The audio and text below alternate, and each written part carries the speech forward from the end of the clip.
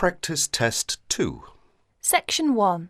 You will listen to a conversation between a tourist named John and his guide during their trip. Listen to it and answer questions 1 to 10.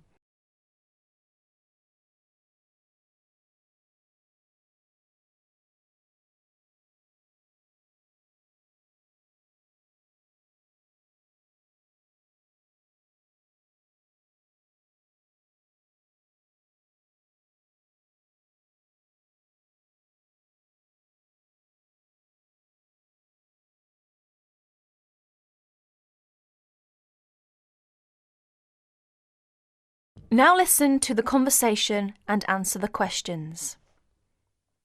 It's very quiet here. It's not so quiet. Listen. I see what you mean. Of course there are no cars. No trucks, no motors, no computers, no people. Where are the nearest people? We're about 20 miles from the nearest small town. That's where we're going. How far have we come this morning? Maybe 5 or 6 miles. Our camp last night was just over that hill. That doesn't look so far. Is it really 5 miles over there? It isn't if you walk over the hill, but the river goes around the hill. How long have we been going? About an hour and a half, but we stopped several times while I took pictures. Does this river go beyond the town? Yes, the river runs into a lake. How far is the lake? About 20 miles. The town is on the lake. It's on the other side of the lake, but it's built on the lake. The river runs into the lake, then it runs out the other side of the lake. Do you live in the town? I live near the town. I live beyond the lake about 3 miles. Do you live in the forest? Yes, but I live beside the river too. My brothers and I have houses there. How many brothers do you have? I have 5 brothers and 3 sisters. That's a village. Almost. My sisters don't live there. They are married and live in the city. What work do your brothers do? We all do the same. We hunt and fish. We are guides most of the year. Who do you guide? You mean people who just want to see the wilderness? Many. When I was young, we had only hunters and fishermen. Now we have most people who just want to look. Where do you take them? We hike to the large lakes. We canoe in the rivers. Many people like to visit the waterfalls in the area. We have 6 large falls. Where are they? Not too far. One is near where we camped last night. It's the other way up the river. Can we see some of the falls? Tomorrow, there is one after the town, down the river about 10 miles. We'll see that one. It's on a stream that runs into the river beyond the town. It's very peaceful here. Do you ever get bored? No, I don't. Some people do. I get bored in cities. I used to work in the city. I didn't like it. I came back here. Was this your home? I mean, is this where you were born? No, I was born in the city. I went to school there. My father was like me. He didn't like the city. When my brothers all finished school, the family moved here, beside the lake. My father never went to the city again. What about your mother? Was she bored? We're Indians, you know. She had a lot of friends here. There are a lot of Indians living around here. Across the ridge is an Indian town. My mother likes to go to the city to see her daughters, but she likes it here in the forest. How far is the Indian town? Walking over the ridge, maybe 10 or 12 miles, but we can drive from the lake. How long does it take to drive? Just a few minutes. It's a good road. Can we go there? Why? There's nothing there. I would like to talk to the people. That's what I do. I talk to people and write stories about them. We can go if you want. I would like to. Most people want to see mountains, rivers, trees, wild animals. I like those things too. There's a small river around the next bend. It comes from the mountain. How far is that? Only a mile or so. Are you hungry? We could have lunch there. We didn't bring any lunch. I thought we were going to have lunch in town. We could catch some fish and cook them. It's a good place to fish. That sounds wonderful. It's a beautiful spot. Look up there. Can you see that brown rock above the trees? Yes, it's so beautiful. Can you see a stream in the sun beside the rock? Yes, it looks very, very small from here. It's not very big. That's the beginning of the small river we are going to. It comes down the mountains into the river. It looks very far away. It is. Have you been up there? Of course. Look ahead. You can see the river now. What a beautiful place. Let's definitely stop here to fish for our lunch. Do you enjoy this? I love it. I thought you liked people. I do, but I like being outdoors. I like the mountain, the river, the forest. It's perfect. Do you like what you do? Yes, it's not really work. What do you mean? I do it without pay. It's what I do in my free time. I live outdoors. I fish, I hunt, I go down the river in my canoe. Thanks for a wonderful week. That is the end of section 1. You will have half a minute to check your answers.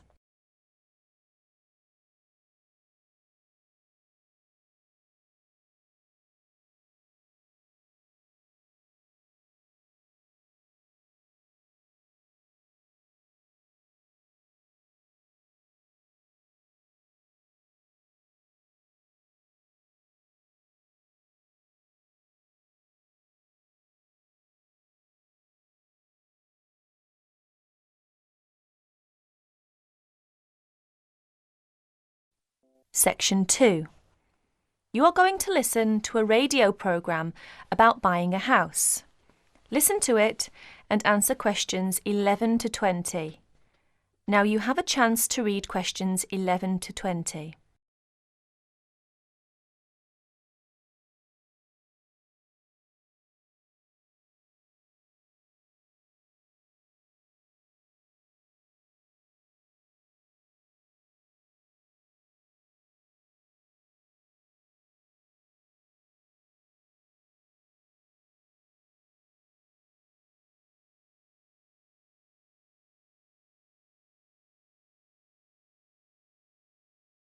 Good afternoon, listeners. Today, I'd like to welcome Edward Fox, who is going to talk to us today about buying a house.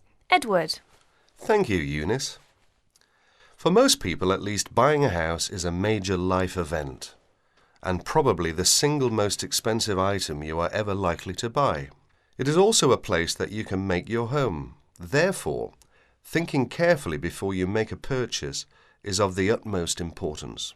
One of the most important things to consider before buying any property is the location, because remember, it is where you plan to spend a large part of your life, or indeed the rest of your life in some circumstances. Therefore, consider the type of life you enjoy leading. Are you a very sociable person who enjoys nightclubs and discos? If so, then you may wish to consider something close to the city, or indeed in a city where it is convenient for all types of nightlife.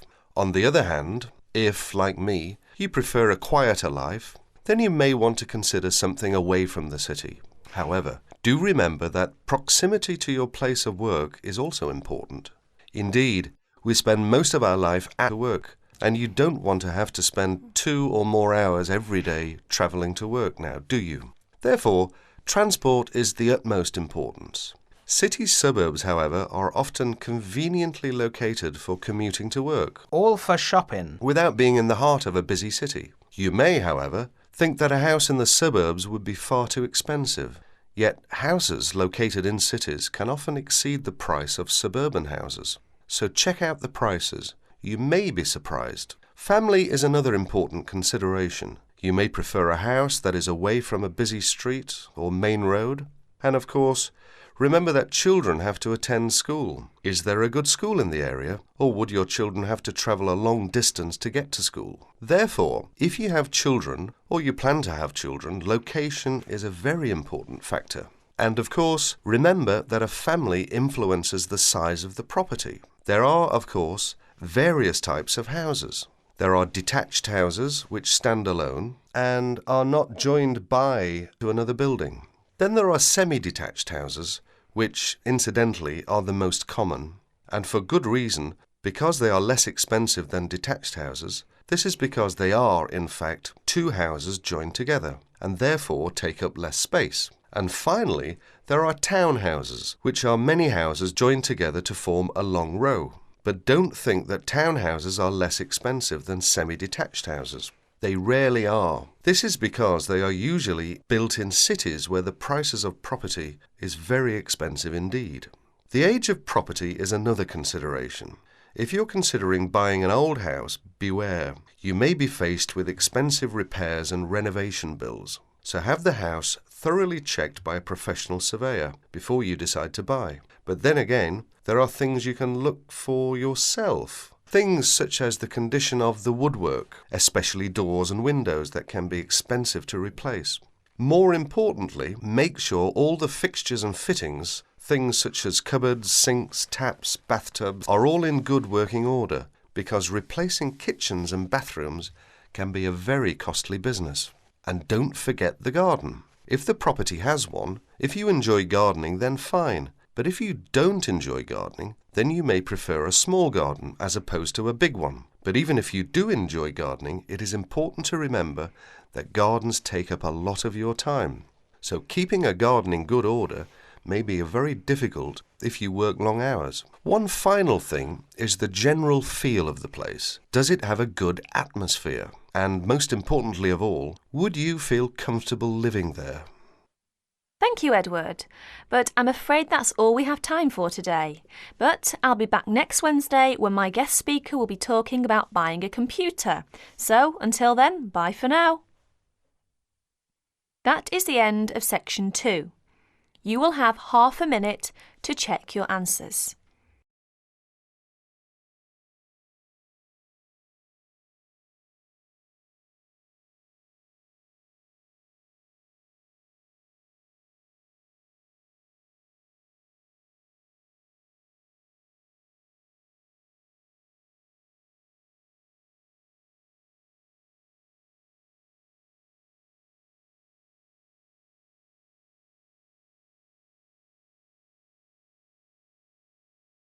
Section 3.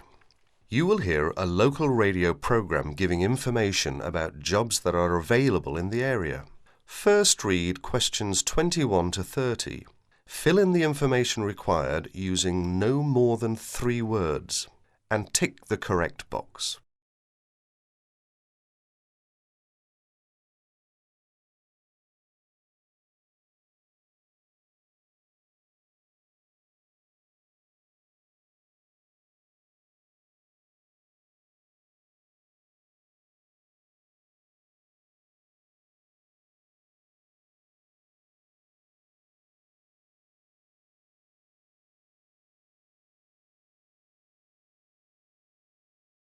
And after that touch of nostalgia from the 60s, it's coming up for 11:15 and time for our morning job spot.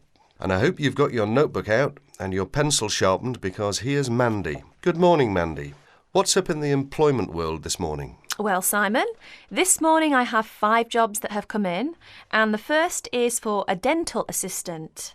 That's located in Tunbridge, and it's 2.5 days a week, Tuesdays, Thursdays and Saturday mornings. You've got to be at least 25, and the salary is £2,080 per annum, and you've got to be experienced. The second opening is for a florist, and this is according to experience as to wage, and the age is open. The job is in Tunbridge Wells, and the hours are from 9 to 6 Monday to Saturday.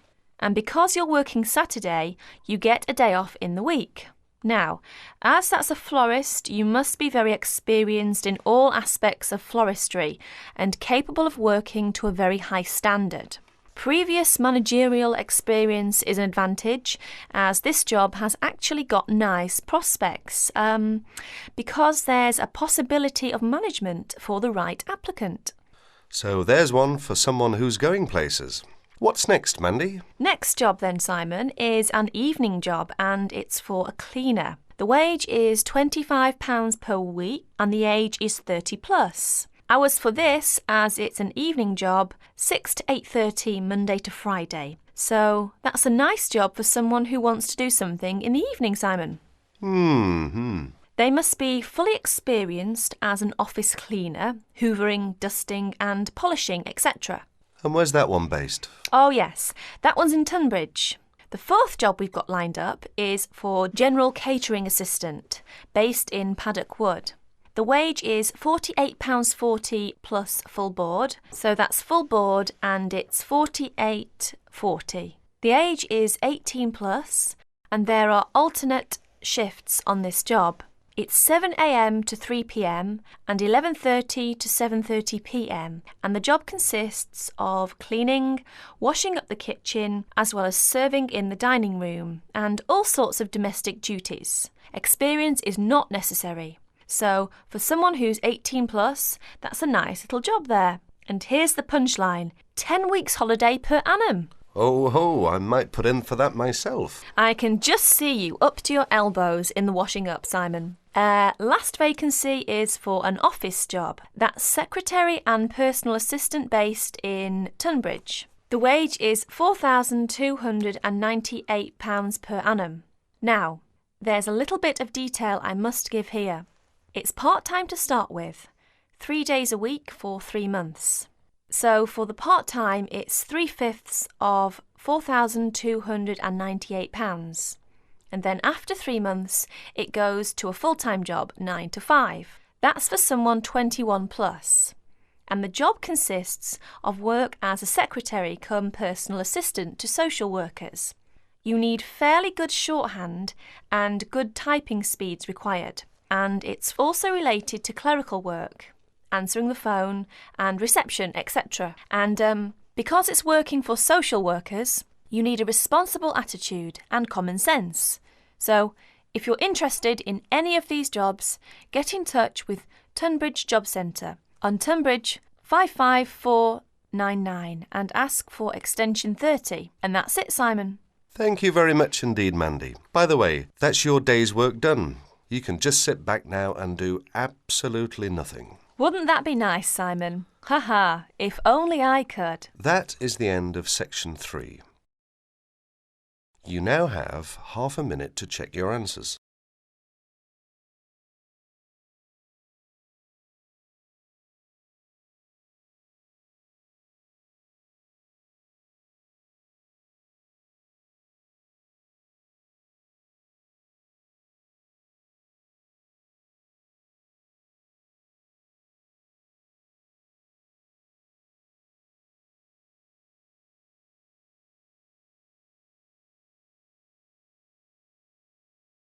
Section 4. You will hear the speech made by Mr. Samaranch on the opening ceremony of the Olympic Games. Listen and complete questions 31 to 40.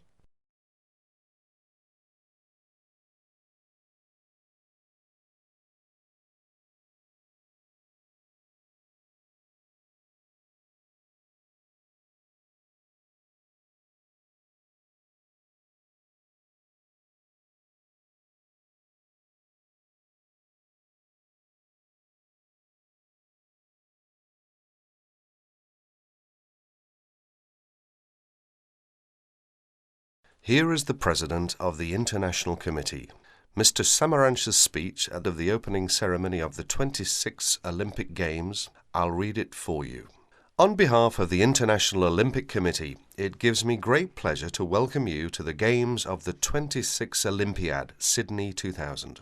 The goal of the Olympic movement is to contribute to building a peaceful and better world by educating youth through sport practice without discrimination of any kind and in the Olympic spirit. In the spirit, nations and youth of the world come together every 4 years to celebrate the world's largest sporting festival. SOCOG has organised these sporting competitions in consultation with the international federations responsible for each sport. This is through nomination of technical officials, specification of technical requirements, and the cooperation with IOC and SOCOG on venue and other preparations. We thank each international federation for their vital efforts in the preparation of these Millennium Games. The Sydney 2000 Olympic Games is also the centenary of women's participation. With a record number of events and disciplines for women at the Games, the Olympic movement continues to recognise and support the vital role of women in sport. As we embark on a new millennium, it is the Olympic Games that will continue to unite the world and celebrate humanity. That is the end of section 4. You will have half a minute to check your answers.